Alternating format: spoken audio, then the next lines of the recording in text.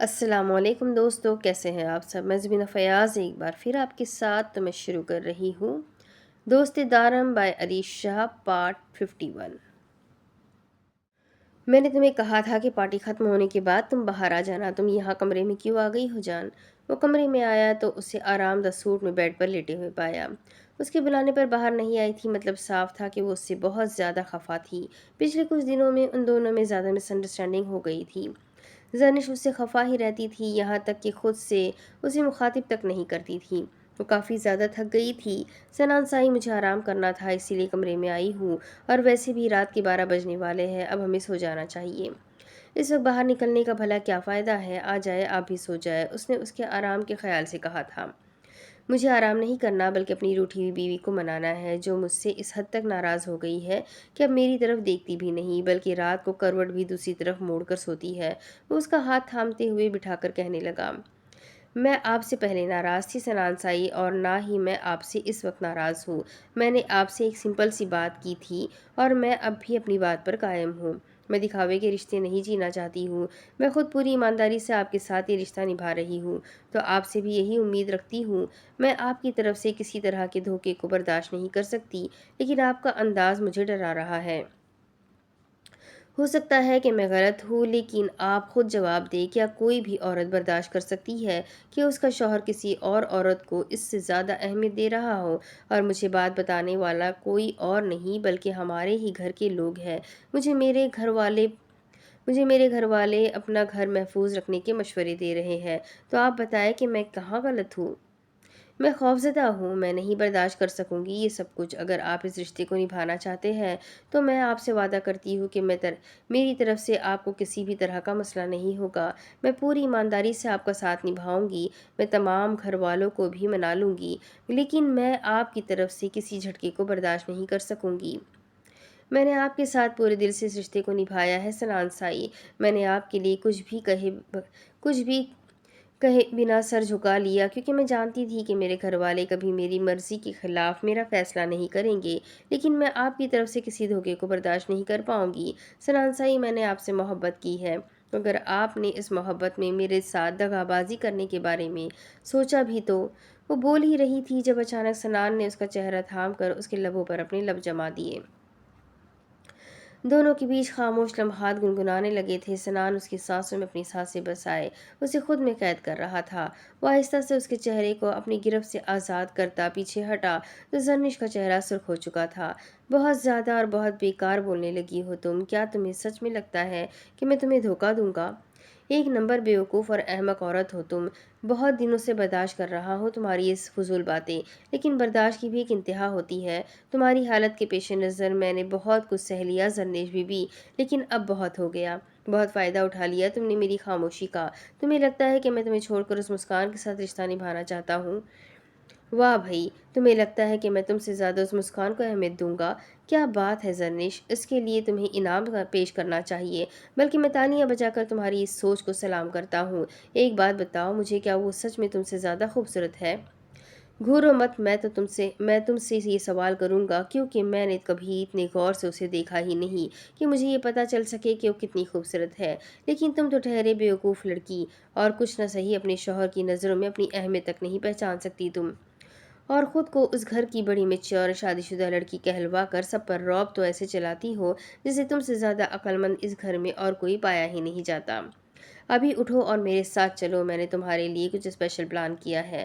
تمہیں منانے کے لیے ویسے اس کی ضرورت نہیں، الٹا مجھے تم سے ناراض ہونا چاہیے تھا کہ تم نے میرے بارے میں اتنی بکواس سوچ اپنے دماغ میں رکھی۔ لیکن کیا کروں، میں ایک اچھا شوہر ہوں، اور ایک اچھا شوہر اپنی بیوی کو مناتا ہے، تو میں بھی اچھا شوہر ہونے کا فرض تو نبھاؤں گا۔ تو چلو، میں نے تمہیں منانا ہے۔ وہ رعب جماتے ہوئے اٹھ کر کھڑا ہوا اور اپنا ہاتھ اس کے سامنے کر دیا۔ اس کے انداز نے زرنش کو جلدی ہی زمین پر واپس پٹک دیا تھا۔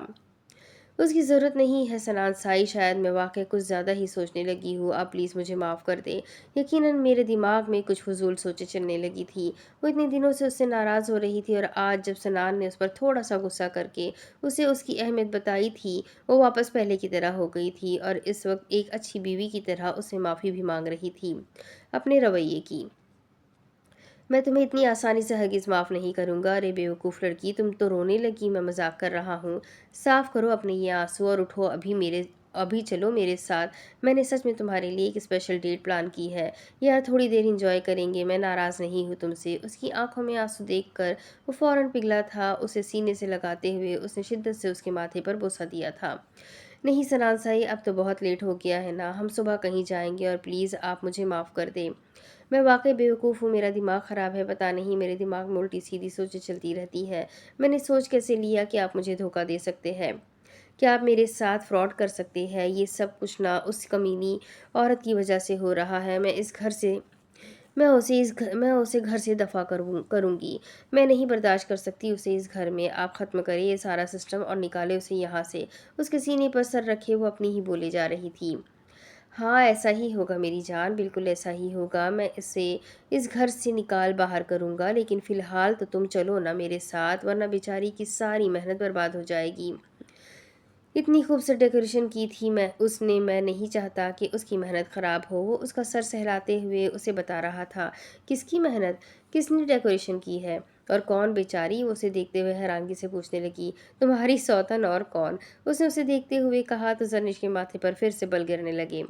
ये तुम्हारे माथे की लकीरें वाज़ेह हो रही है, सीधा करो इन्हें। उसने फ़ौरन उसके माथे पर मौजूद लकीरों को उँगलियों की मदद से सीधा किया था। तुम्हें ये शक करने वाली बीमारी कहाँ क्यों लग गई है? ज़रनिश, मुझे समझ में नहीं आता, क्या तुम्हारे लिए मेरा इतना कह देना काफ़ी नहीं है कि तुमसे ज़्यादा मेरे लिए कोई अहमियत नहीं रखता? तुम फिर से मुझ पर शक करने लगी हो। वो उसे घूरते हुए कहने लगा। नहीं, मैं आप पर शक नहीं कर रही, लेकिन मुझे समझ में नहीं आ रहा कि वो पागल औरत आपके लिए डेकोरेशन, बल्कि मेरे लिए डेकोरेशन करेगी। और वो और वो बेचारी कब से हो गई, और आपको उसकी मेहनत के लिए तकलीफ़ क्यों हो रही है? उसने एक ही सांस में उसके सामने अपनी बात रख दी थी, क्योंकि ना तो वो लड़की पागल है और ना ही तुम्हारी तरह बेवकूफ़ है। अब बाकी की बातें मैं तुम्हें वहाँ चलकर बताऊंगा। आओ और चलो मेरे साथ, अगर तुम्हें सब कुछ जानना है तो। वो अपनी बात मुकम्मल करता वहाँ से निकल गया था, जबकि जरनिश भी जल्दी से अपनी चादर लेती उसके पीछे आई थी। वो उसे अपने साथ डेरे की पिछली साइड पर लेकर आया था। वो उसे यहाँ क्यों लाया था उसे नहीं पता था, सिवाय उसके कि उसने उसके लिए कुछ सरप्राइज़ सेट किया है, जिसमें मुस्कान भी उसके साथ शामिल है। उसने बहुत कोशिश की थी गाड़ी में पूछने की, लेकिन वो सरप्राइज़ ख़राब नहीं करना चाहता था, इसीलिए उसने उसे कुछ नहीं बताया था। वो गाड़ी से बाहर निकलकर उसके पीछे पीछे डेरे की पिछली साइड तक आ गई थी, जहाँ मुस्कान तकरीबन सारी तैयारी कर अब आराम से चारपाई पर लेटी हुई थी। उसे बड़ा अजीब लगा मुस्कान का ये अंदाज। कहाँ ऐसी जगहों पर दिन में भी लड़की अकेली नहीं आती, और ये लड़की इतनी बेखौफ रात के 12 बजे यहाँ पर मौजूद थी, और वो भी इतनी बेखौफ और बिल्कुल तन्हा। उसका दिल चाहा कि वो उस लड़की से पूछे, क्या तुम्हें डर नहीं लग रहा? लेकिन वो कौन सा उसकी बहन थी जो वो उससे कुछ पूछती? वो तो सौतन थी ना और उस सौतन के साथ सौतन वाला रिश्ता ही रखा जाता है। बेशक आप कितने ही अच्छे क्यों ना हो, लेकिन सौतन के लिए कभी नरम जज्बा दिल में नहीं जाग सकता, क्योंकि अल्लाह ने औरत को बेशक कितना ही मजबूत क्यों ना बना दिया हो, लेकिन अपने शौहर को बांटने वाले के साथ मोहब्बत का रिश्ता नहीं बनाया जा सकता। कम से कम जरनिश का तो यही मानना था। वो उसका ख्याल रखती रही थी, हर वक्त उसके पास रही थी, लेकिन उसके बावजूद भी उसके दिल में कभी भी उसके लिए मोहब्बत जैसा जज्बा पैदा नहीं हुआ था, क्योंकि वो उसके साथ कितना ही अच्छा सलूक क्यों ना करे, लेकिन उसका दिल जानता था कि वो उसकी सौतन है। इतनी देर लगा दी तुमने सनान साई, अगर इस जंगल में मुझे कोई खतरनाक जानवर खा जाता तो? वो उसके सामने आते ही शुरू हो गई थी। तुम तो कम से कम मेरी बीवी, खुदा का लाख लाख शुक्र अदा करती कि तुमसे जान छूट गई, लेकिन मैं ऐसा हरगिज़ नहीं हूँ। मुस्कान, तुम मेरे लिए बहुत ख़ास हो। आखिर तुम्हारे आने से ही तो मुझे पता चला है कि मेरी बीवी मुझसे कितनी मोहब्बत करती है, वो शरारती लहजे में बोला, और साथ ही पीछे मुड़कर जरनिश को देखा था, जो कम से कम मुस्कान को तो मोहब्बत की निगाहों से नहीं देख रही थी, लेकिन सनान की बात पर उसे नाराज़गी से घूर रही थी।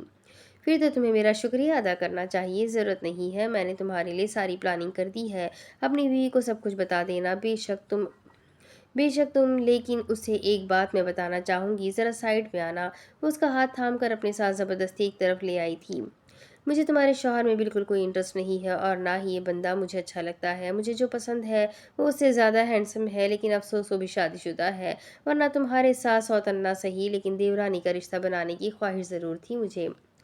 और अगर तुम मेरा साथ दो तो ऐसा भी मुमकिन है तुम्हारे सर से सौतन का साया हटाकर मैं तुम्हारी बहन के सर पर सवार होने को तैयार हूँ।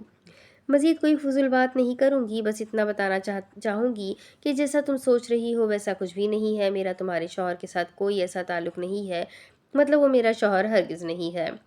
मैं एक सीक्रेट एजेंसी में काम करती हूँ और तुम्हारे गाँव में भी मैं इसी काम के तहत आई थी। यहाँ आने के बाद मुझे पता चला कि सारा गाँव दारमसाई के अंडर है। मैं उनसे मिली, उनसे अपना मसला शेयर किया तो उन्होंने मुझे अपने घर में रुकने की इजाज़त दी। और तुम्हारे घर में रहने के लिए मुझे एक लंबी प्लानिंग करनी पड़ी और सनान सिर्फ इस काम में मेरा साथ दे रहा था। तुम ये कह सकती हो कि उसने अपने मुल्क की खातिर तुमसे झूठ बोला है। मैं ज़्यादा दिन यहाँ नहीं रहूँगी, यहाँ चली जाऊँगी यहाँ से, बस मेरा काम मुकम्मल हो जाए। और अपने शौहर को लेकर तुम बिल्कुल बेफिक्र हो जाओ, मेरा शौहर हरगिज़ नहीं है, इस शख्स पर सिर्फ तुम्हारा हक है और ये सब कुछ मैंने तुम्हारे और उसकी नाराज़गी ख़त्म करने के लिए किया है। तो प्लीज़ तुम इस नाराज़गी को ख़त्म कर दो जो कि मेरी वजह से तुम दोनों के दरमियान आई है। इंजॉय करो तुम लोग, मैंने तमाम सेटिंग कर दी है, लेकिन अजानों से पहले यहाँ से निकल जाना, वरना गांव वाले तरह तरह की बातें बनाएंगे। वो एक आंख दबाती सनान को देखती, दोनों को बाय कहती वहाँ से निकल चुकी थी। सनान साई ये क्या कह रही थी, मुझे तो इसकी कोई बात समझ में नहीं आई। उसके जाने के बाद वो सनान से पूछने लगी। आज तो उसका अंदाज ही बहुत अलग था। वो जैसे कपड़े रोज़ उनके सामने पहनती थी, आज तो सर से पैर तक बदली हुई थी। ब्लैक कलर की लेदर पैंट के साथ सफ़ेद शर्ट और ऊपर ब्लैक कलर का लेदर जैकेट उसे बहुत ज़्यादा अलग बना रहा था। पहले तो उसको पहचानने में ही अच्छा खासा वक्त लग गया था। वो किसी सीक्रेट एजेंसी में काम करती थी, ये बात ऐसे समझ में आई। उसने दारम से मदद मांगी थी तो उनके घर में आई, लेकिन उसने सनान को अपना शौहर क्यों बनाया? तुम्हें कुछ भी समझने की ज़रूरत नहीं है ज़रनीश, तुम्हारे जानने के लिए बस इतना ही काफ़ी है कि मेरा उसके साथ कोई ताल्लुक़ नहीं है। उसे हमारे घर में मेरी बीवी बनाकर लाया गया था क्योंकि उसे अपना मकसद पूरा करना था। तुमने सुना ना, वो किसी सीक्रेट एजेंसी से ताल्लुक़ रखती है। उसे मदद की ज़रूरत थी और दारम साई ने सिर्फ उसकी मदद की थी। वो उसे समझाते हुए बोला, सीक्रेट एजेंसी में तो आर्मी वाले काम करते हैं। उसके दिमाग ने काम किया तो वो उसे देखकर पूछने लगी, शुक्र है मुस्कान को देखकर मेरी बीवी अपनी याददाश्त नहीं भूली। हाँ मेरी जान, वो आर्मी से ही ताल्लुक़ रखती है, लेकिन ये बात वो किसी को बताते नहीं। और तुम भी यहीं पर ये सारी बातें भूल जाओ। तुम्हें मुस्कान के बारे में कुछ भी नहीं पता। फ़िलहाल वो अपने मिशन पर यहाँ है और अपना मिशन मुकम्मल करके यहाँ से चली जाएगी, इसलिए वह आसान लफ्ज़ों में उसे समझाया था। जरनिश ने हाँ में सर हिलाया, पुरसुकून हो चुकी थी, यानी कि मुस्कान उसकी सौतन थी ही नहीं। ये जानकर बहुत खुशी हुई थी उसे। वो सब कुछ तो ठीक है सनान साई, लेकिन मेरा एक और सवाल है आपसे। वो ऐसे क्यों कह रही थी? क्यों मेरी बहन की सौतन बनना चाहती है? उसकी हिम्मत कैसे हुई कि उसकी गंदी नज़र साहिरदा पर है? शक तो मुझे पहले से ही था, लेकिन अब उसके मुंह से सुनकर मुझे यकीन हो गया है कि उसके लब अपनी गर्दन पर महसूस करते हुए वो एक बार फिर उसे डिस्टर्ब करते हुए बोली, उसकी गंदी नज़र किसी पर भी क्यों ना हो, लेकिन ज़ाहिर की नज़र तुम्हारी बहन से 1 इंच भी नहीं हट सकती। इसीलिए तुम बिल्कुल बेफिक्र हो जाओ और अब मुझे तंग मत करना। उसके लबों पे अपने लब रखते हुए वो उसे वॉर्न करके उसका नाजुक वजूद अपनी बाहों में लेता हुआ बोला। इस छोटी सी जगह को मुस्कान ने इतनी खूबसूरती से सजाया था कि यकीन करना मुश्किल था कि डेरे के पीछे वाली जगह थी। वो यहाँ पर बैठ कैसे लाई? उसके बेताब लबों का लम्स अपने कंधे पर महसूस करते हुए जरनिश ने फिर से सवाल किया। ये सारी बात हम सुबह भी तो समझ सकते हैं ना। तुम ऐसा करो कि सारे सवाल जमा कर लो, जब हम घर जाएंगे मैं तुम्हें सारे सवालों का जवाब दूंगा, लेकिन अब तंग मत करना। वो उसे प्यार से समझाता एक बार फिर से उसके लबों पर अपनी लब रख चुका था और इस बार जरी कुछ नहीं बोली थी। इतने दिनों की टेंशन, इतनी परेशानी सब दूर हो गई थी। आज पहली बार उसे मुस्कान अच्छी लगी थी, जिसके पीछे वजह कहीं न कहीं इन दोनों का बदला रिश्ता था। वो उसकी सौतन नहीं थी, ये जानकर वो जैसे हवाओं में उड़ रही थी। आरिश साई, आपने मना क्यों नहीं किया? हम एक कमरे में कैसे रह सकते हैं? अभी तो हमारी शादी भी नहीं हुई। आपको उन्हें बताना चाहिए था ना कि हम शादीशुदा कपल नहीं है। उनको गलतफहमी हो गई है, आप उन्हें समझा भी तो सकते थे। आपको उनके सामने मुस्कुराने की ज़रूरत क्या थी? आपको ही उनकी गलतफ़हमी दूर करनी चाहिए थी और आपने उनकी गलतफ़हमी दूर करने की कोशिश ही नहीं की। बहुत बुरा किया आपने। पता नहीं अगर इस बारे में किसी को पता चल गया तो क्या होगा? हम किसी और होटल चले जाते हैं, मुझे ना ये होटल भी बिल्कुल अच्छा नहीं लग रहा। हम ऐसा करते हैं, किसी अच्छे होटल में जाते हैं। आपके पास इतने पैसे तो होंगे ना? क्या हम 2 रूम अफ़ोर्ड नहीं कर सकते? प्लीज़ यहाँ से चलते हैं ना रिश्ताई, वरना सोच-सोच कर मेरा दिमाग फट जाएगा। हम दोनों एक कमरे में कैसे रह सकते हैं? और आप मुस्कुराए क्यों जा रहे हैं? मेरी बात का जवाब दें।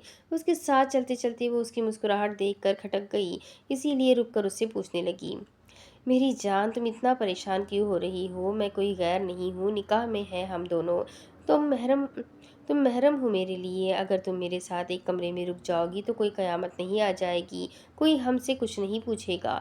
और तुम्हें ऐसा क्यों लगता है कि मैं तुम्हें इस होटल के किसी अकेले कमरे में रहने दूँगा? तुम जानती भी हो यहाँ के हालात। मैं हरगिज़ तुम्हें यहाँ किसी अकेले कमरे में रखने की इजाज़त नहीं दूँगा। और तुम फ़िक्र मत करो इश्क साई, मैं बहुत मज़बूत असाब का मालिक हूँ। इतनी जल्दी नहीं पिघलने वाला। बस तुम दूरी बना कर रखना, कोशिश करना कि मेरे पास बिल्कुल ना आओ, बाकी सब ठीक रहेगा। उसे प्यार से समझाता एंड पर डरा भी गया था। क्या मतलब पास ना आओ? से क्या मुराद है आपकी? आप चाहते हैं कि मैं आपकी नज़रों से दूर रहूं? वो उसके साथ चलते हुए उससे पूछने लगी, नाउज़ बिल्ला, ला हौल वला कुव्वता। तुम्हें अपनी नज़रों से दूर रखकर क्या मुझे मरना है? खबरदार जो तुम मेरी निगाहों से ओझल हुई, हर वक्त मेरे सामने रहना। और खबरदार जो ऐसी बात दोबारा अपने दिमाग में लाई। पास आने का मतलब ये है कि तुम तकरीबन मुझसे 5 फीट के फासले पर रहना। मतलब इतना दूर कि कम से कम तुम्हारी खुशबू मेरे नथनों से ना टकराए, क्योंकि ये चीज़ मुझे मदहोश करती है। और मदहोश कुन लहजे में बोला। सना की रीढ़ की हड्डी में सनसनाहट हुई। मुझे नहीं पता आपके आसाब कितने मजबूत है, लेकिन आपकी बातें आपके लहजे से बिल्कुल मेल नहीं खाती आरिफ साई। क्या चल रहा है आपके दिमाग में? साफ साफ बता दे, ताकि मैं खुद ही किसी दूसरे रूम का इंतज़ाम कर सकूं। उसके दरवाज़ा खोलकर अंदर दाखिल होने पर सना ने फिर से कहा, मेरे दिमाग में तुम्हारे अलावा कुछ नहीं चलता इश्क साई। ये बात कब समझोगी तुम? मेरे दिल और दिमाग पर तुम पूरी तरह से हावी हो। और मैं मजबूत आसाब का मालिक हूँ। मैं तुम्हें बता चुका हूँ, बस तुम्हें देख कर बहक जाता हूँ, क्योंकि तुमसे कुदरत ने रिश्ता ही मेरा ऐसा जोड़ रखा है। लेकिन तुम फिक्र मत करो, मैं खुद कंट्रोल करूँगा। मैं सोफे पर सो जाऊँगा, तुम बेड पर सो जाना। उसने कमरे पर निगाह दौड़ाते हुए कहा, लेकिन उसके अल्फाज मुंह में ही रह गए, क्योंकि कमरे में सिवाय बेड के और कुछ भी नहीं था जिस पर सोने का वो जिक्र कर रहा था। वो सोफ़ा उस कमरे से नापेद था। कौन सा सोफ़ा? कहाँ सोएंगे आप? यहाँ तो कोई सोफ़ा ही नहीं है, सिर्फ एक बेड है और एक छोटी सी कुर्सी, जिस पर टेक लगाने के लिए उसकी बैग तक नहीं है। ऐसे होते हैं दुबई के होटल। इंतहाई अफसोस की बात है, इतना बड़ा मुल्क और ये होटल जहाँ पर सिर्फ एक सिंगल बेड है, जहाँ सिर्फ एक बंदा सो सकता है। दूसरे बंदे के सोने के लिए एक सोफे तक की सहूलत मैसर नहीं है। और ये कमरा इतना छोटा है कि मेरा नहीं ख्याल कि हम यहाँ ज़मीन पर भी सो सकते हैं। सना उसे देखकर मायूसी से बोली थी, ये कमरा तो आरिश की सोच से भी ज़्यादा छोटा था। यार, दुबई के होटल की तारीफ तो मैंने भी बहुत सुन रखी थी, लेकिन इसे देखकर अफसोस तो मुझे भी हो रहा है। मुझे तो लगा था कि एक इस ज़बरदस्त किस्म का एक अलग ही ज़बरदस्त किस्म का कमरा होगा, लेकिन यहाँ तो उल्टा ही हो गया। मेरे ख्याल में लोगों की बजट में यही कुछ आया होगा। हर हाल बहरहाल तुम आराम करो, तब तक मैं मैनेजर से बात करके आता हूँ। अगर कोई इंतज़ाम होता है तो हल निकालने की कोशिश करता हूँ। घबराओ मत। उसे इतना परेशान देखकर उसने खुद ही उसका हल निकालने का फैसला किया और कमरे से बाहर निकल गया। वो कब से सना को तंग किए जा रहा था, लेकिन उसे हरगिज़ अंदाज़ा नहीं था कि कमरा इतना छोटा होगा। और सच में वो कमरा उन दोनों के रहने के लिए बिल्कुल मुनासिब नहीं था। वो दोनों उस कमरे को शेयर हरगिज़ नहीं कर सकते थे। वो अपने आप को बहुत मजबूत आसाब का मालिक कहता था। इसमें कोई शक नहीं था कि उसने हज़ारों लड़कियों की खूबसूरती को सिर्फ सना की खातिर ठुकरा दिया था। लेकिन वो इस बात से इनकार भी नहीं कर सकता था कि सना उसके दिलो दिमाग पर पूरी तरह से सवार थी, और वो शादी से पहले इस तरह की कोई गलती नहीं करना चाहता था। वो जानता था इन दोनों के बीच जो रिश्ता है वो उसे बहकाने के लिए काफ़ी है। हुस्न हो, दिलदार हो, उस पर महरम यार हो, मुकर मुकरे फिर इश्क से तो बेशक हमें काफिर कहना। उसके दिल का हाल बहुत बुरा हो रहा था। उसका दिल बेईमान हो रहा था। वो चाहता था कि वो सना के साथ वक्त गुजारे, लेकिन कोई लिमिट क्रॉस नहीं करना चाहता था। वो निकाह के इस बंधन को सब लोगों की मंजूरी के साथ और सना के दिल की रजामंदी के साथ ही आगे बढ़ाना चाहता था। अगर चाहता तो सना से कह देता कि वो कोशिश कर चुका है, लेकिन कोई हल नहीं निकला, और सना के साथ वक्त गुजार लेता। लेकिन वो इतना गया गुजरा तो हरगिज़ नहीं था कि इस तरह के हुर्बे इस्तेमाल करता। وہ ثنا کے لیے الگ کوئی کمرہ لینے ہرگز نہیں جا رہا تھا، بلکہ وہ اسی ہوٹل میں کسی بڑے کمرے کا پوچھنے والا تھا تاکہ وہ دونوں کسی اور کمرے میں شفٹ ہو جائے۔ وہ یہاں دبئی کے کسی اکیلے کمرے میں ثنا کو اکیلے ٹھہرانے کے بارے میں نہیں سوچ سکتا تھا، اسی لیے وہ ایک بڑا کمرہ چاہتا تھا جہاں وہ دونوں آرام سے ایڈجسٹ کر سکے۔ اسے ثنا سے الگ ہرگز نہیں ہونا تھا۔ ثنا بظاہر تو خود کو بہت مضبوط اور نڈر لڑکی ظاہر کرتی تھی، لیکن پچھلے کچھ دنوں میں وہ اس سے گہرائی تک جان چکا تھا۔ خود کو بہت مضبوط اور بولڈ ظاہر کرنے والی یہ لڑکی اندر سے بہت ہی ڈرپوک قسم کی واقع ہوئی تھی۔ اسے لگتا تھا کہ وہ سب کچھ سنبھال سکتی ہے، ہر چیز کو فیس کر سکتی ہے، لیکن اب جب آرش نے اسے جاننا شروع کیا تھا، اسے وہ ایک عام سی لڑکی لگی تھی، جسے پھپھوسائی کی ڈانٹ سے ڈر لگتا تھا، جسے اس بات سے ڈر تھا کہ دیر سے گھر جانے پر پھپھوسائی کیا سوچیں گی۔ وہ اس سوچ سے پریشان ہو جاتی تھی کہ عارف اس سے ناراض ہے، جہاز میں بیٹھنے سے نہیں لیکن ٹیک آف کرنے پر اسے ڈر لگتا تھا۔ گاڑی جب تیز اسپیڈ سے چلتی تھی تب وہ بتاتی نہیں تھی، لیکن زیر لب آیت الکرسی کا ورد کرتی تھی، اور اب وہ کس چیز سے ڈر رہی تھی عارش بہت اچھے طریقے سے سمجھتا تھا۔ وہ پہلے بھی 2-3 بار اس پر اپنی بے خودی شو کر چکا تھا۔ یقیناً اسے اسی بات کا ڈر تھا کہ اگر وہ ایک ہی کمرے میں رہے تو عارش شاید پیچھے نہ ہٹے، اور وہ یہ سب کچھ بھی نہیں چاہتی تھی۔ ان دونوں کا رشتہ بے حد مضبوط سہی، لیکن وہ عارش کی زندگی میں اپنی سب گھر والوں کی رضامندی کے بعد ہی شامل ہونا چاہتی تھی۔ وہ شادی سے پہلے اپنی زندگی کا کوئی چام ختم نہیں کرنا چاہتی تھی، لیکن عارش کی بے خودی اس پر بہت کچھ واضح کر جاتی تھی۔ وہ اپنے جذبات کا اظہار بہت کھل کر کرتا تھا، اور وہ اس کے کسی جذبات کو فی الحال کے لیے ہوا نہیں دینا چاہتی تھی، اور عارش خود بھی اس کی مرضی کے خلاف ایسا کوئی قدم نہیں اٹھانا چاہتا تھا جو اسے اس کے گھر والوں کے سامنے شرمندہ کرے۔ وہ اس کی عزت تھی، اس کی عزت بنا کر رکھنا وہ اپنا فرض سمجھتا تھا۔ "I am really sorry sir, جہاں بڑے کمرے ہیں وہاں پر فیملیز رکی ہوئی ہے۔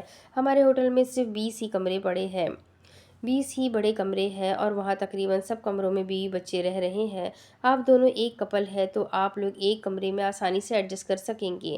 ہم نے بہت کوشش کی ہے، لیکن آس پاس کے کسی ہوٹل میں ہمیں مزید کمرہ نہیں مل رہا۔ اچانک فلائٹس بند ہو جانے کی وجہ سے سارے ہوٹل بک ہو چکے ہیں۔ پلیز سر، ہماری مجبوری کو سمجھیں۔ وہ منتوں پر اتر آیا تھا۔ نہ بڑا کمرہ میسر تھا اور نہ ہی آس پاس کے ہوٹل میں کوئی خالی کمرہ موجود تھا۔ وہ بہت ہی بری طرح پھنس گیا تھا۔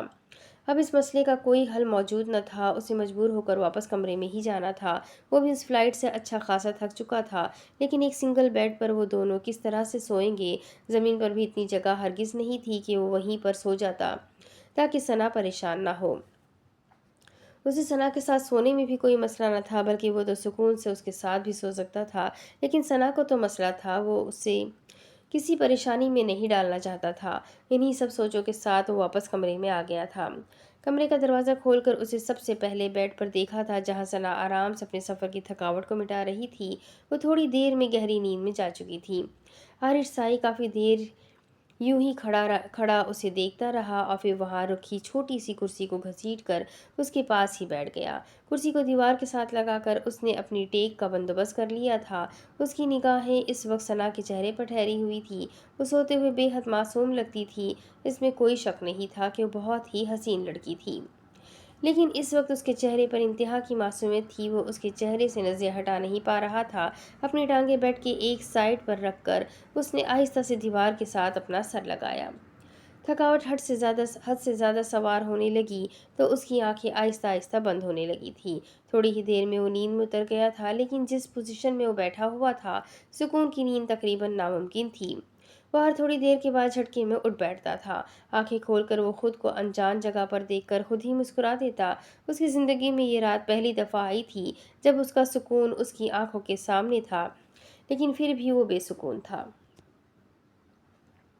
اس کی آنکھ نہ جانے کس احساس کے تحت کھلی تھی۔ پہلے تو اپنے آپ کو سنجان جگہ پر پا کر وہ پریشانی سے اٹھ بیٹھی اور نگاہیں پورے کمرے میں دوڑائی تو وہ اسے اپنی دائیں جانب ہی کرسی پر بیٹھا نظر آیا۔ وہ اس وقت انتہائی بے آرام کنڈیشن میں تھا۔ اسے بے ساختہ اس شخص پر ترس آیا تھا۔ "میں ہوں ہی مصیبت، جس کی زندگی میں جاتی ہوں اس کی زندگی میں مصیبت لے آتی ہوں"۔ اس نے اپنے آپ کو کوسا، جبکہ نگاہیں اب بھی عارش کے بے سکون چہرے پر ہی جمی ہوئی تھیں۔ وہ بھی تھکا ہوا تھا، اس نے بھی اس کے ساتھ ہی اتنا لمبا سفر طے کیا تھا۔ اس کی تھکاوٹ کا احساس کرتے ہوئے وہ اپنے آپ کو سوائے برا بھلا کہنے کے اور کچھ نہیں کر سکتی تھی۔ اس نے کہا تھا کہ وہ کوئی حل نکال کر آئے گا۔ وہ کافی دیر اس کا انتظار کرتی رہی، لیکن سفر کی تھکاوٹ کی وجہ سے وہ تھوڑی ہی دیر میں نیند کی گہری وادی میں اتر گئی تھی اور اب اس کی آنکھیں تقریباً 2 بجے کے قریب کھلی تھی۔ نہ جانے وہ کتنی دیر سے اس حالت میں یوں سو رہا تھا۔ عارش سائی اٹھے، آپ اس طرح یہاں کیوں سو رہے ہیں؟ آپ مجھے جگا دیتے۔ کیوں اتنی دیر سے یوں بے آرام بیٹھے ہوئے ہیں؟ آپ یہاں بیڈ پر آ کر آرام کریں، میں وہاں کرسی پر بیٹھ جاتی ہوں۔ نیند کی شدید طلب ہونے کے باوجود بھی اس نے عارش کے لیے کہ آرام کی خاطر اس سے کہا تھا۔ وہ شخص اس کے لیے اتنا کچھ کرتا تھا تو کیا وہ اس کے لیے اپنی نیند کی قربانی نہیں دے سکتی تھی؟ ارے تمہیں کس نے کہا کہ میں یہاں بے آرام ہوں عشق سائی؟ میں تو یہاں بہت سکون میں ہوں۔ تمہارا چہرہ دیکھتے دیکھتے نہ جانے کب میری آنکھ لگ گئی۔ خیر کافی آرام دہ جگہ ہے، تم فضول میں پریشان ہو رہی ہو۔ میں تو یہاں بہت مزے میں ہوں، تم بھی سو جاؤ، کافی رات ہو گئی ہے اور کچی نیند سے جاگنے کی وجہ سے تمہاری آنکھیں بھی سرخ ہو رہی ہے۔ چلو سو جاؤ تم آرام سے، اسے دیکھتے ہوئے بڑے پیار سے پچکارتے ہوئے بولا تھا۔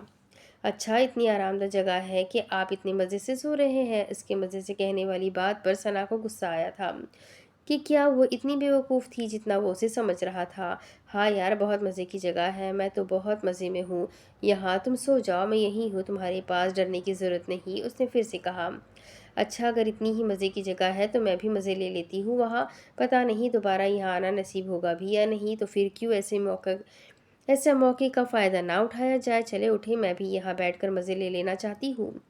وہ بھی اپنی بات پر قائم تھی جبکہ اس کے انداز پر وہ مسکرا دیا تھا۔ بہت ضدی ہو عشق سائی، سو جاؤ نا آرام سے، کیوں نیند خراب کرنا چاہتی ہو؟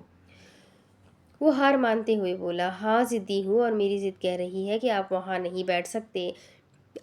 یہاں آئے آپ میرے لیے اتنے بھی بے اعتبار نہیں۔ عارش سائی آپ میرے شوہر ہیں، میں آپ کی عزت ہوں، میرے ماں باپ نے بہت سوچ سمجھ کر مجھے آپ کے ساتھ باندھا ہے۔ آپ اگر ہزاروں عورتوں کو چھوڑ کر میرے پاس آ سکتے ہیں تو یہ آپ کی غلط فہمی ہے کہ میں آپ کی باتوں سے ڈر جاؤں گی۔ یہاں آئے پلیز، میں وہاں بیٹھ جاتی ہوں، اس نے سمجھاتے ہوئے کہا۔ اعتبار کر ہی لیا ہے تو پورا پورا کرو عشق سائی، یہاں وہاں کی باتیں چھوڑو، میرا بھی امتحان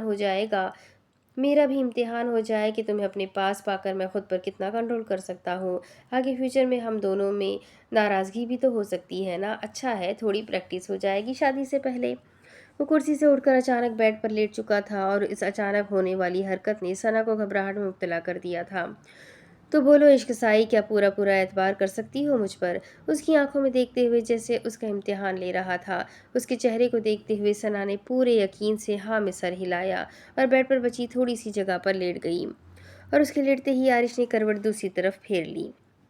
جو بھی تھا وہ اس بات سے انکار نہیں کر سکتا تھا کہ ثنا کا وجود اس کی خوشبو اسے اپنی طرف کھینچتی تھی۔ اس سے منہ پھیر کر سونا اس کے لیے بے حد مشکل تھا۔ کمرے میں خاموشی چھا چکی تھی۔ تھوڑی دیر میں اسے ثنا کی ہلکی ہلکی سانسوں کی آواز سنائی دی۔ اس نے پلٹ کر دیکھا تو وہ گہری نیند میں اتر چکی تھی۔ اس کے اعتبار کے لیے اتنا ہی کافی تھا کہ اس کے چہرے پر مسکراہٹ آ گئی تھی۔ وہ مکمل طور پر اس کی طرف کروٹ لیتا اس کا چہرہ دیکھنے لگا۔ بہت جلدی بدل دیا تمہیں میری محبت نے عشق سائی، میری محبت مجھے دینے کے لیے شکریہ اللہ جی، میں کبھی اسے رسوا نہیں ہونے دوں گا۔ اس کا ہاتھ اپنے ہاتھ میں تھامے ہوئے اس نے اللہ سے وعدہ کیا تھا اور آنکھیں بند کر کے خود بھی سونے کی کوشش کرنے لگا۔ وہ آہستہ آہستہ نیند میں اتر رہا تھا جب اسے اپنے سینے پر تھوڑا بھاری پن محسوس ہوا۔ اس نے خمار آلود نگاہوں سے اسے دیکھا جو اس کے سینے پر بڑے مزے سے اپنا سر رکھے گہری نیند میں سوئی ہوئی تھی۔ یہ زیادتی ہے، اس نے بے بسی سے کہا اور پھر اس کے گرد باہوں کا حصار بناتا آنکھیں بند کر گیا، کیونکہ اب اسے ساری رات اس زیادتی کے ساتھ گزارنی تھی۔ ثنا اور عارش کی واپسی پر سب لوگ بہت خوش تھے۔ دونوں کو بہت پیار سے ویلکم کیا گیا تھا۔ گھر کے تمام افراد وہیں پر موجود تھے۔ ثنا اپنے سب گھر والوں سے واپس مل کر بہت زیادہ خوش تھی اور عارش اس کی خوشی میں خوش۔ اس نے آتے ہی پھپھو سائی کو فون کر کے بتا دیا تھا کہ وہ صحیح سلامت پاکستان پہنچ آئے ہیں۔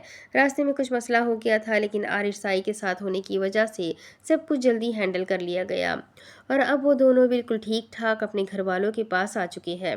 پھپھو سائی نے خدا کا شکر ادا کیا اور اب وہ عارش کو نہ جانے کون کون سی ہدایات دے رہی تھی، جبکہ ثنا ان سے بات کر کے اب دوبارہ اپنے گھر والوں کے ساتھ مصروف ہو گئی تھی۔ ज़ाविश तो हनीमून पर गई हुई थी, जबकि सानिया तो उसके साथ चिपक ही गई थी। वैसे तो वो ज़ाविश और सानिया के साथ हर वक्त लड़ती ही रहती थी, लेकिन उनकी गैर मौजूदगी को महसूस करके उसे एहसास हुआ था कि उन लोगों की बिना उसका गुजारा नहीं है। न जाने जब वो हमेशा के लिए यहाँ से चली जाएगी तब सब कुछ कैसे हैंडल होगा। वो मज़ीद थोड़ी देर सब घर वालों के साथ बैठा। सना ने तो न जाने कौन कौन सी बातें उन्हें बताई थी जो पिछले 1 महीने से वो अपने दिल में दबा कर बैठी हुई थी। जब अम्मा साई ने उसे कहीं कमरे में आराम करने के लिए कहा, सना का तो कोई इरादा न था आराम करने का। वो तो अपने घर का माहौल मिस कर रही थी, इसलिए सबके साथ इंजॉय करती रही, जबकि आरिश आराम की घर से कमरे में चला गया था। रात 12 बजे का वक्त था जब अचानक पैदा होने वाली आवाज़ पर दर की आंख खुली तो उसने दारम को अलमारी में कुछ तलाश करते हुए पाया, लेकिन उसके हाथ में पिस्तौल देखकर वो घबरा गई। ये नहीं था कि उसने पहली बार ये पिस्तौल उसके पास देखी थी, वो हमेशा से उसके पास थी। वो अलमारी में कपड़ों के नीचे छुपा कर रखता था, लेकिन इतनी रात को वो उसे लेकर कहाँ जा रहा था, इस सोच ने उसे डरा दिया था। धर्म साई, आप ये पिस्तौल कहाँ लेकर जा रहे हैं, वो भी इस वक्त? सब कुछ ठीक तो है ना? वो काफ़ी परेशान थी, इसलिए उठकर उसके पास आ गई। उसे जागते देखकर दारम साई को कोई बहाना नहीं सूझ रहा था जिससे वो इससे वक्ती तौर पर रिलैक्स करता। आज उसने मर्दान खान को पकड़ने का इरादा कर रखा था। हाँ, सब कुछ ठीक है जानम साई, वो क्या है ना, काफ़ी वक्त से इस पिस्तौल की सफाई नहीं हुई, तो आज रात अंसर शहर जा रहा था और उसकी वापसी कल शाम तक होनी है, तो मैंने सोचा मैं अपनी पिस्तौल उसे भेज देता हूँ। अभी थोड़ी देर पहले उसने मुझे कॉल करके कहा कि वो जाने वाला है। अब वो इतनी रात को जाने वाला था, पहले मुझे याद नहीं रही, लेकिन अब याद आई तो ये काम भी ज़रूरी था, इसीलिए ये उसको देने जा रहा हूँ। उसने बड़ी मुश्किल से कहानी बनाई थी। एक तो उसे खुद झूठ से इंतहा की नफरत थी, लेकिन इस मिशन में उसे लम्हे लम्हे में झूठ का सहारा लेना पड़ रहा था। अच्छा, मैं तो कुछ और ही समझी थी। कहाँ है अंसर अदा, आप जाकर उन्हें दे आए और जल्दी वापस आइएगा, वो पुरसुकून होकर कहने लगी।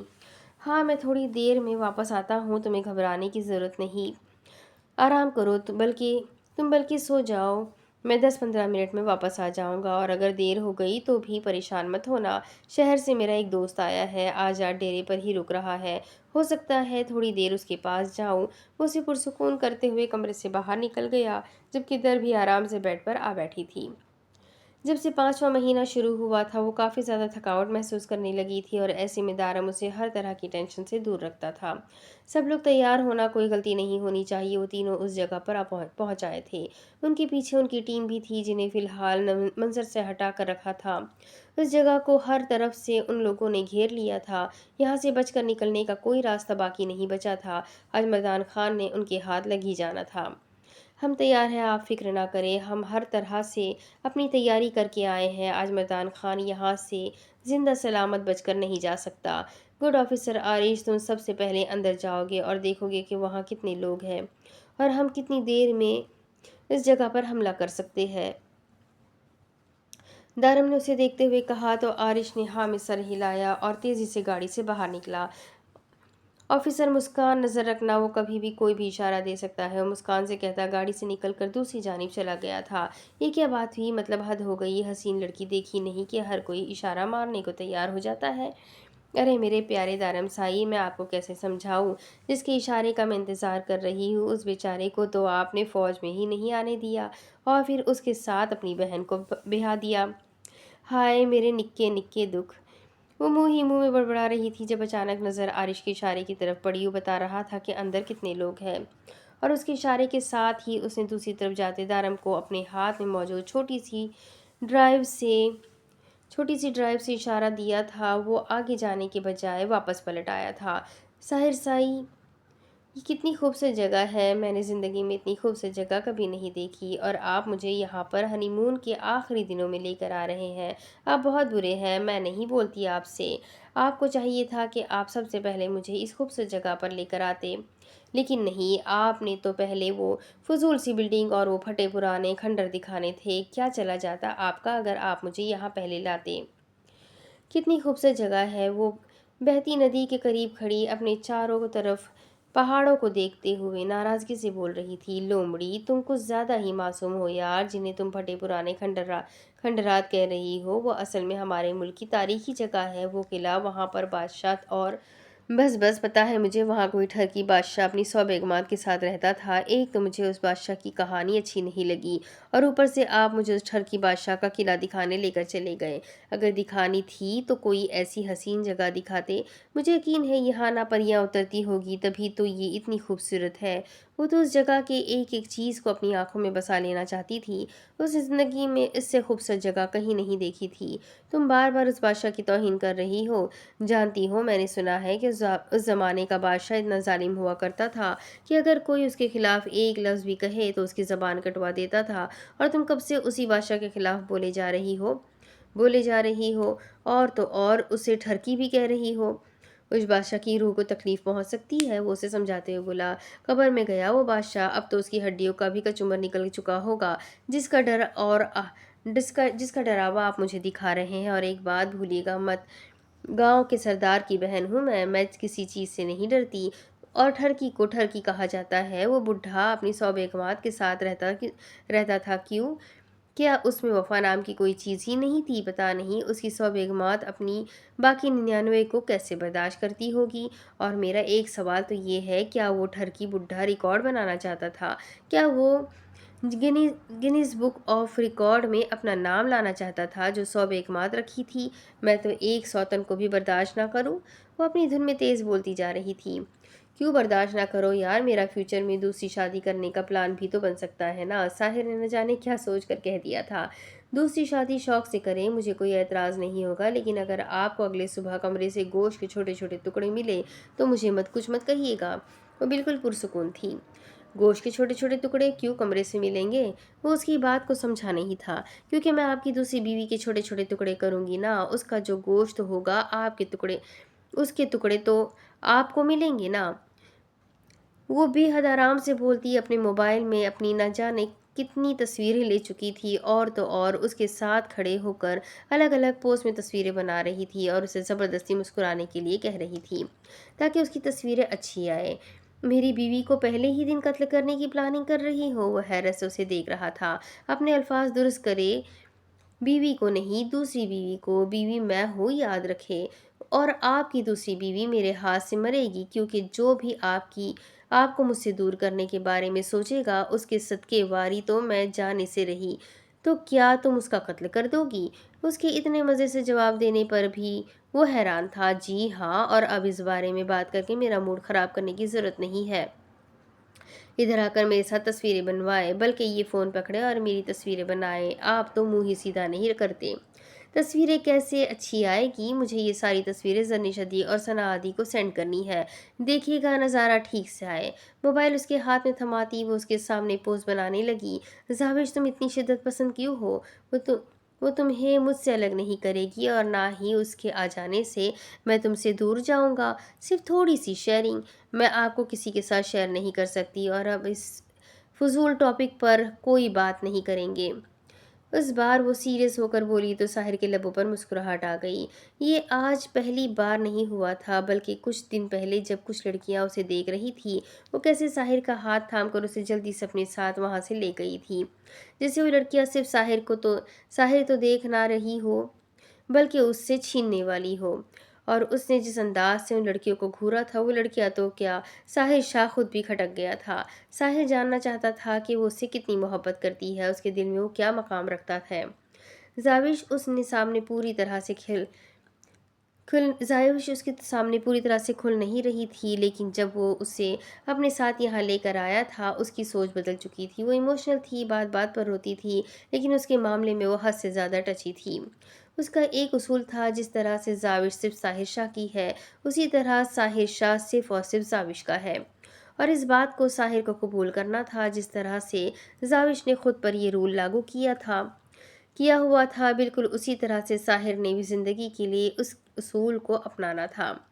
ये अलग बात थी कि उसकी ज़िंदगी में जाविश से ज़्यादा अहम और कोई भी नहीं था, लेकिन वो जाविश की ज़िंदगी में इस हद तक अहमियत रखता था, ये उसे आज पता चला था। और उसे ये जानकर खुशी भी बहुत हुई थी कि मोहब्बत के इस सफ़र में वो अकेला मुसाफिर हरगिज़ नहीं था।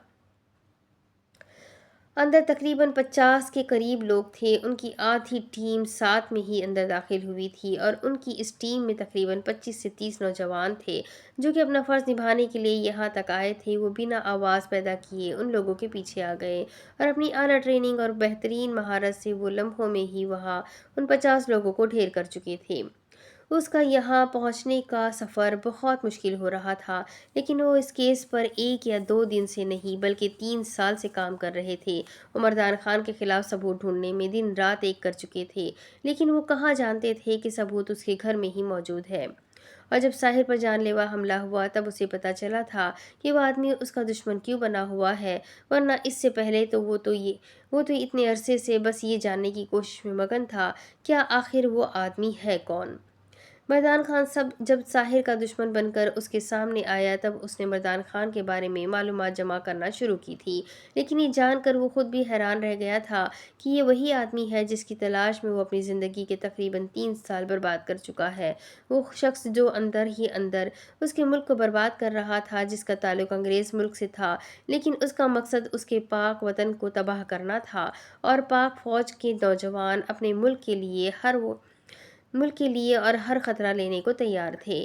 اسی دن طے ہو گیا تھا جس دن ان کا مقصد صرف اور صرف مردان خان کو گرفتار کرنا تھا۔ اس کیس میں نہ جانے کتنے نوجوان اپنی جان کی بازی ہار چکے تھے، لیکن سینے میں جان دینے کا حوصلہ رکھتے ہوئے ہی تو پاکستان کا بیج وہ اپنے دل پر سجاتے تھے، وہ اپنے ملک پر اپنا سب کچھ قربان کر دینے کو تیار تھے۔ ان کا مقصد صرف پیچھے ہٹنا نہ تھا بلکہ دارم کو کسی بھی حالت میں اس آدمی تک پہنچنا تھا، اور وہ اپنے مقصد میں کامیاب رہا تھا۔ ساری انفارمیشن حاصل کرتے ہی وہ مردان خان کو پکڑنے کی کوشش میں لگ گیا اور آخرکار اتنی محنت کے بعد آج وہ اس مقام پر پہنچ آیا تھا۔ اس کے سارے آدمی وہیں باہر ڈھیر ہو چکے تھے اور وہ اندر آرام دہ کمرے میں آرام کر رہا تھا۔ اس کے وہم و گمان میں بھی نہ تھا کہ آج اس کے ساتھ کیا ہونے والا ہے۔ اچانک دروازہ کھلنے پر مردان بوکھلا کر بیڈ پر بیٹھ گیا جس کے ساتھ سوئی ہوئی حسینہ۔ وہ جلدی سے بیڈ شیٹ سے خود کو ڈھکتی ہوئی تیزی سے دیوار کے ساتھ جا لگی تھی۔ اس کی طرف دیکھی بنا دارم نے اس کے پیر پر گولی چلا دی تھی۔ وہ اس آدمی کو بھاگنے کا یا پھر ہوشیاری کرنے کا موقع ہرگز نہیں دے سکتا تھا۔ آخر میں پہنچ گیا تمہارے پاس مردان خان، اور تمہاری آزادی ختم ہو گئی۔ چہرے پر دل فریب مسکراہٹ سجائے ہوئے بولا، مجھے لگا تھا کہ تمہیں پکڑنا بہت مشکل ہوگا، لیکن یہ کیا اتنا بڑا دہشت گرد اور صرف 50 گارڈز۔ افسوس ہوا مجھے، لیکن اب باقی کا افسوس جیل میں چل کر کریں گے۔ کیا خیال ہے چلیں؟ تم اچھا نہیں کر رہے ہو دارم شاہ، یہ تمہارے لیے بہت نقصان دہ ثابت ہوگا۔ تم نہیں جانتے میں کون ہوں، مردان خان اتنی آسانی سے تمہیں نہیں چھوڑے گا۔ اس کے گھسیٹنے پر وہ چیخ چیخ کر بول رہا تھا، جبکہ اس کی چیخوں کو نظر انداز کرتے وہ اپنا کام سر انجام دے رہے تھے۔ حد ہوتی ہے کسی بات کی، میں کل رات سے ان کا انتظار کر رہی ہوں۔ انہوں نے کہا تھا آرام سے سو جاؤ، میں آ جاؤں گا، اور پھر صبح تک نہیں آئے، اب تک گھر واپس نہیں آئے، دوپہر کے 11 بج رہے ہیں۔ اتنے لاپرواہ تو کبھی بھی نہیں تھے دارم سائی۔ ابھی مجھے فون پر کہہ رہے تھے کہ مجھے آنے میں ابھی وقت لگ جائے گا، میں اپنے دوست کو چھوڑنے ایئرپورٹ جا رہا ہوں۔ وہ دارم سے بات کر کے ابھی کمرے سے نکلتی باہر صوفے پر بیٹھی تھی جہاں پر سنان سائی بیٹھا نیوز پیپر دیکھ رہا تھا۔ ارے نور بیٹا، بتایا تو تھا نا تمہیں، اس کا کوئی دوست آیا ہوا ہے، آ جائے گا وہ تھوڑی دیر میں، فکر مت کرو، وہ اسے دیکھتے ہوئے بولا۔ جب نظر دروازے کی جانب مڑی، ملازمہ کوئی گفٹ ہاتھ میں پکڑ کر در کی طرف لا رہی تھی۔ نور بی بی، یہ تحفہ آپ کے لیے آیا ہے، اور اس پر نا آپ کی امی کا نام لکھا ہوا ہے، اوپر دوسرے ملک کی مہر بھی لگی ہوئی ہے، ملازمہ اسے تفصیل سے بتا رہی تھی۔ نور فوراً اٹھ کر کھڑی ہو گئی، اس کی ماں نے اس کے لیے تحفہ بھیجا تھا۔ در اسے دیکھ کر بہت خوش ہو گئی، اس نے فوراً اس کے ہاتھ سے گفٹ کو پکڑ لیا اور مسکرا کر اپنے کمرے کی جانب بڑھ گئی، لیکن نہ جانے کیوں اس کو دیکھ کر سنان سائی کو کچھ عجیب محسوس ہوا تھا۔ دوسری طرف وہ اسے پکڑنے میں کامیاب ہو چکے تھے۔ اب وہ اس جگہ کی تلاشی لے رہے تھے۔ نیچے بیسمنٹ کی طرف اندھیرا تھا، لیکن وہاں سے آنے والی گھٹی گھٹی آوازوں کو سنتے ہوئے وہ نیچے کی طرف آ گئے تھے۔ مجھے لگ رہا ہے یہاں کچھ گڑبڑ ہے، ہمیں چل کر دیکھنا چاہیے۔ مسکان کی آواز پر دارم نے پلٹ کر دیکھا تھا اور پھر ہاں میں سر ہلاتا اس کے ساتھ سیڑھیوں سے نیچے اترنے لگا، لیکن اصل جھٹکا تو انہیں نیچے پہنچ کر لگا تھا جہاں نہ جانے کتنی لڑکیاں وہاں زمین پر بے حد بری حالت میں پڑی ہوئی تھیں۔ انہیں دیکھ کر وہ آسانی سے اندازہ لگا سکتے थे कि वो सब नशे में हैं। ऑफिसर एस, इन सब की हालत तो बहुत ज़्यादा ख़राब है। इन्हें क्या दिया गया है और किस हद तक दिया गया है, हमें पता कैसे चलेगा? मुस्कान बेहद परेशानी से इन सब की नस टटोल रही थी, जो कि नीम बेहोशी में पता नहीं क्या क्या बड़बड़ा रही थी। कुछ बुरी तरह से रोते हुए अपनी जान की भीख मांग रही थी। अंदाज़ा लगाना मुश्किल नहीं था कि वो सब अपना दिमागी तवाज़ुन खो चुकी थी। ये सब तकरीबन 15 से 20 साल की उम्र के दरमियान की लड़कियां थीं और इन सब को बेहद बुरे तरीके से टॉर्चर किया गया था। तादाद में ये तकरीबन 50 के करीब थी। इन सब की हालत देखकर तो दारम खुद भी परेशान हो गया था। इस आरिश, इस लड़की को नीचे लाओ जो मर्दान खान के साथ थी। ये तो वही बता सकती है कि इन्हें क्या और किस हद तक दिया गया है, उनका दिमागी तवाज़ुन किस हद तक ख़राब है और उनके बचने की कितनी उम्मीद है। उन्हें कहाँ से यहाँ लाया गया है और उन्हें किस काम के लिए यहाँ पर कैद किया गया है। अपने तमाम तर सवाल एक ही बार में करता उससे मुखातिब हुआ था। आरिश के तेज़ी से कदम वापस ऊपर की जानिब बढ़े थे और अगले 2 मिनट में साथ ही वो उस लड़की को लेकर हाजिर था, जिसके चीखने चिल्लाने पर मुस्कान ने आगे बढ़ते हुए एक ज़ोरदार थप्पड़ उसके मुंह पर दे मारा और लम्हे में ज़मीन बोस हुई। एक भी लफ्ज़ नहीं, तुमसे जो पूछा जा रहा है उसका जवाब दो। कौन है ये सब लड़कियां और यहाँ तक किस मकसद से लाई गई है? कौन सा नशा दिया गया है इन्हें कि अपना दिमागी तवाज़ुन खो बैठी है? इतनी छोटी लड़कियों के साथ इस तरह का सलूक किस मकसद के तहत किया जा रहा है? एक एक बात बताओ मुझे। वो उसके बालों से पकड़कर उसे खड़ा कर चुकी थी कि उसकी गर्दन को पीछे की तरफ किए वो उसके बालों को सख्ती से अपने हाथों में दबोचे हुए थी।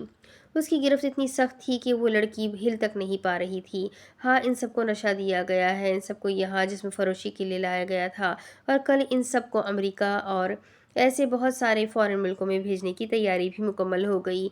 वहाँ, क्योंकि वहाँ मशरक़ी हुस्न की बहुत ज़्यादा डिमांड है। इन्हें ऐसा नशा दिया जाता है जिससे ये अपनी पिछली ज़िंदगी भूल जाती है।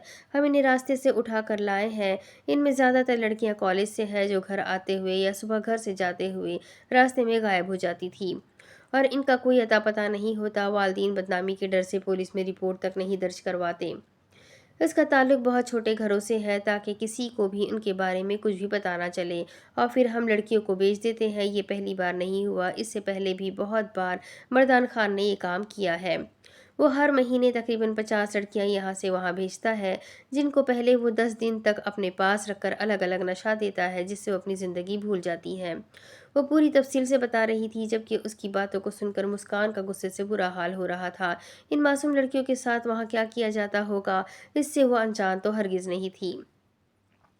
यही वो ग्रोह है जिस आरिश साई जिसके बारे में तुम पता करना चाहते थे। 3 महीने पहले मेरे ख्याल में पारस में उनकी तरह ही 50 लड़कियों का वो ग्रुप गया था पेरिस में, जो पूरी तरह से अपनी पुरानी ज़िंदगी से अनजान थी। दारम ने आरिश को देखते हुए कहा कि वो खुद भी इस केस के सिलसिले में यहाँ आया था।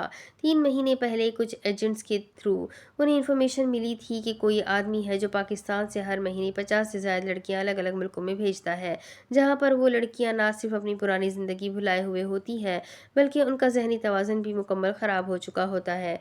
वो सिर्फ खिलौना होती है, सामने वाला उनके साथ कोई भी सलूक कर सकता है।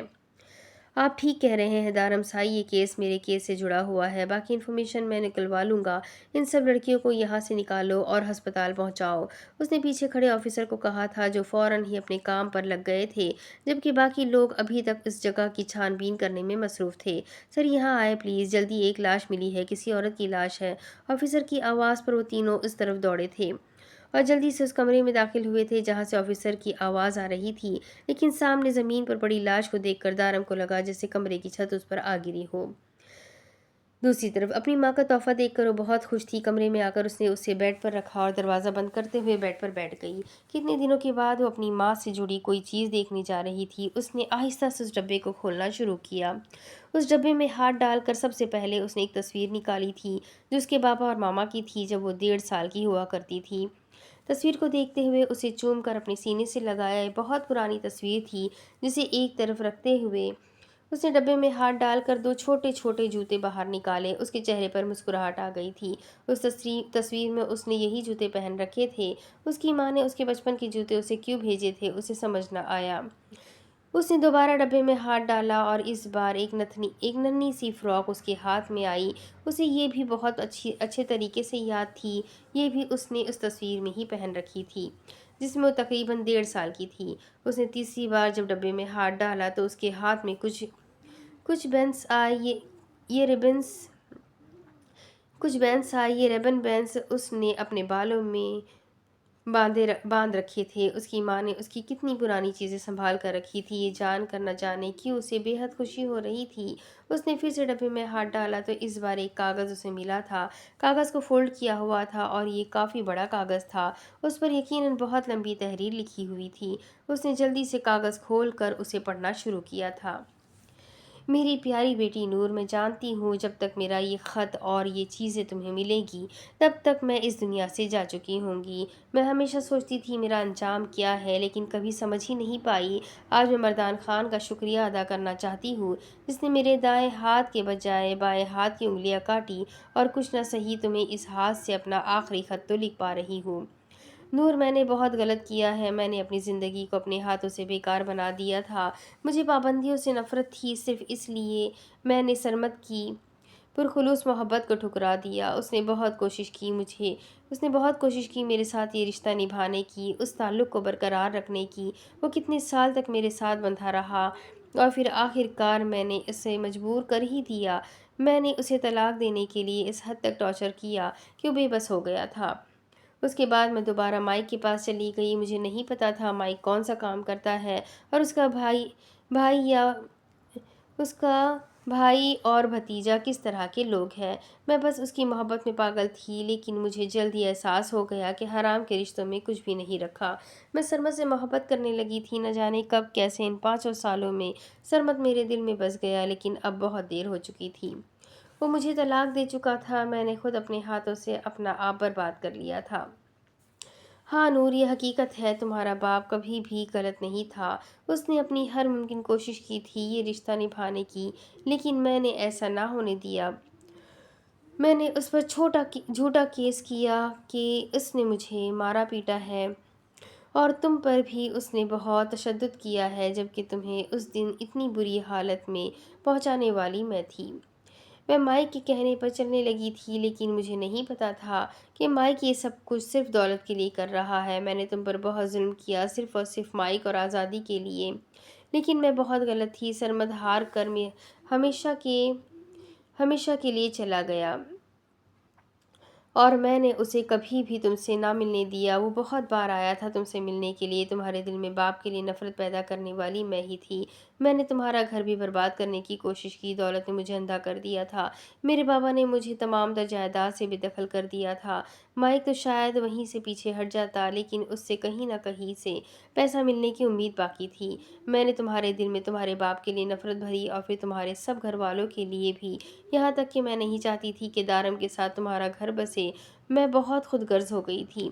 میں معافی کے لائق ہرگز نہیں ہوں، میں جانتی ہوں، لیکن میں پھر بھی ایک بار تم سب سے معافی مانگنا چاہتی ہوں۔ میں نے بہت برا کیا ہے تمہارے ساتھ، سرمد کے ساتھ اور سب گھر والوں کے ساتھ۔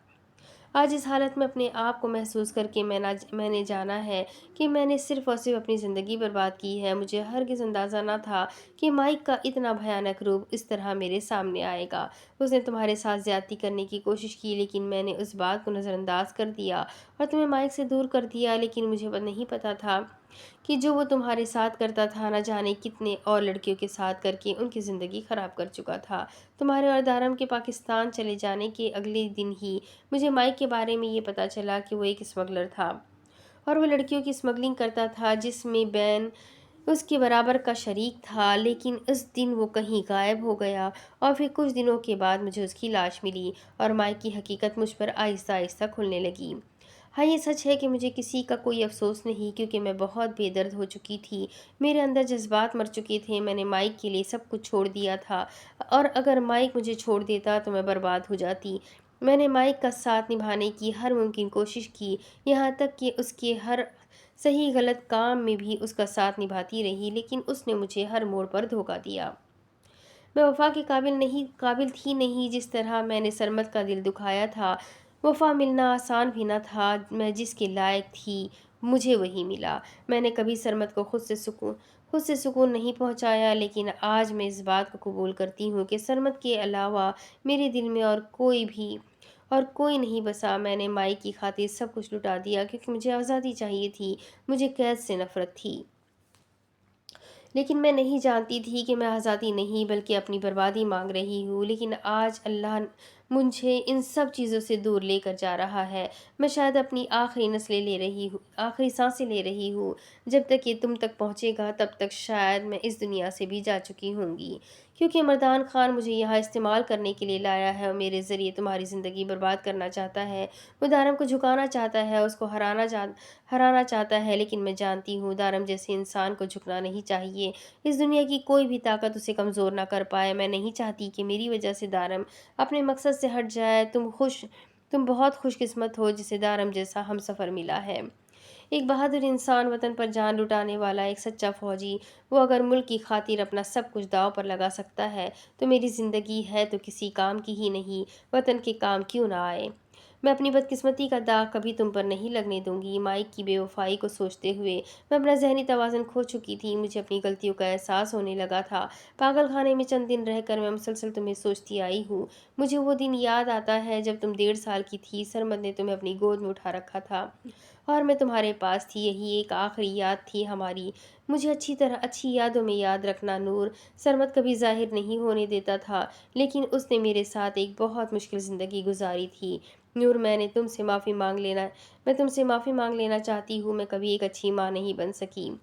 मैंने सिर्फ तुम्हें तकलीफ़ पहुंचाई है, सरमद को तकलीफ़ पहुंचाई है, दारम को तकलीफ़ पहुंचाई है। लेकिन अब मैं मज़ीद किसी की तकलीफ़ की वजह नहीं बनना चाहती। मर्दान खान माइक का ख्वाब पूरा करना चाहता है। वो उस मुल्क को बर्बाद करना चाहता है। वो आदमी न जाने कितनी मासूम लड़कियों की ज़िंदगी बर्बाद कर चुका है। मैंने अपनी ज़िंदगी में कभी कुछ भी अच्छा काम नहीं किया।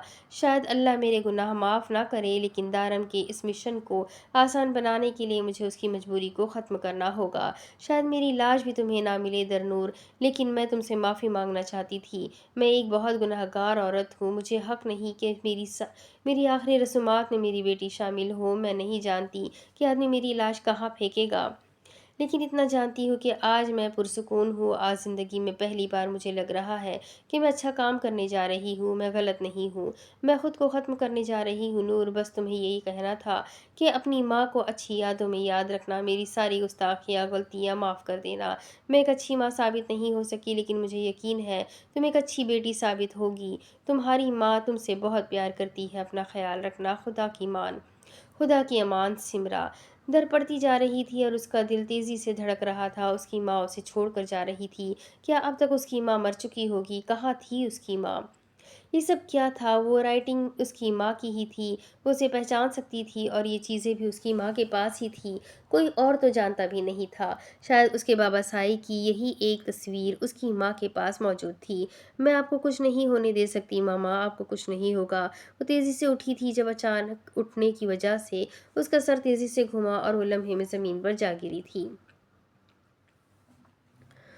दूसरी तरफ दारामसा ये तो मर चुकी है और मेरे ख्याल में ये अब से नहीं बल्कि काफ़ी घंटों से सारा खून बह गया है। गोली सीने के बीचों बीच मारी गई है। लेकिन यही तो एक वजह थी जिसकी बिना पर यह हमें ब्लैकमेल कर रहा था। तो फिर उसने उन्हें कत्ल क्यों किया? आरिश परेशान हुआ था। अब वो लोग दर को क्या जवाब देंगे? सिमरा की लाश ने सबको परेशान कर दिया था। ये तो ये लड़की बताएगी बोल के कत्ल क्यों किया गया। यही तो एक मोहरा था तुम लोगों के पास दारम को परेशान करने का, तो फिर इनको कत्ल क्यों किया? मुस्कान एक और जोरदार थप्पड़ उस लड़की के चेहरे पर मारती फंकारी थी, क्योंकि उसने यहाँ एक आदमी के साथ मिलकर अपना कुछ सामान किसी को भिजवाया है। ये कुछ घंटे पहले की बात है। मेरे ख्याल में उसने अपनी बेटी को कोई खत लिखा था और अपनी कोई चीज़ उसे भिजवाई थी। जब ये बात हमारे बॉस को पता चली तो उन्होंने उसका कत्ल कर दिया, क्योंकि उन्हें यकीन था कि इसमें ज़रूर हमारे खिलाफ कोई सबूत ही भेजा है। और वैसे भी औरत खुदकुशी करने की कोशिश कर रही थी। लड़की ने एक बार फिर से रोते हुए बताया। क्या ये खुदकुशी करने की कोशिश कर रही थी? आरिश ने हैरानगी से पूछा। क्योंकि हमारे पास बस यही एक रास्ता था दारम शाह को उसके मकसद से पीछे हटाने का। वो किसी भी तरह पीछे हटने को तैयार नहीं था और उसको पता चल गया था कि हम इसके बलबूते पर दारम शाह को ब्लैकमेल कर रहे हैं। तो उसने कहा था कि ये अपनी ज़िंदगी ख़त्म कर देगी, लेकिन दारम शाह मर्दान खान जैसे लोगों को उनके असल मकाम तक पहुंचाए। ये औरत हमारे हाथ नहीं आ रही थी और जितनी ये तेज़ थी कि मर्दान ने उसे रास्ते से हटाना बेहतर समझा। लड़की ने तफसील से बताया था, जबकि दारम खामोशी से सामने पड़ी लाश को देख रहा था। اب اس کے آگے کی کہانی میں آپ کو اگلی قسط میں سناتی ہوں کہ آگے کیا ہوگا۔ بہت ہی انٹرسٹنگ ناول ہے، کلائمیکس بھی بہت ہی مزیدار جا رہا ہے، تو بس میرے ساتھ بنے رہے، آگے کی ناول سنتے رہے۔ ملتے ہیں اگلے ویڈیو میں، تب تک کے لیے اپنا خوب سارا خیال رکھیں، مجھے بھی دعاؤں میں یاد رکھیں، چینل کو ضرور سبسکرائب کر لیں، بیل آئکن کو ضرور دبا دیں، ویڈیو کو ضرور لائک کر دیں۔ تو اللہ حافظ۔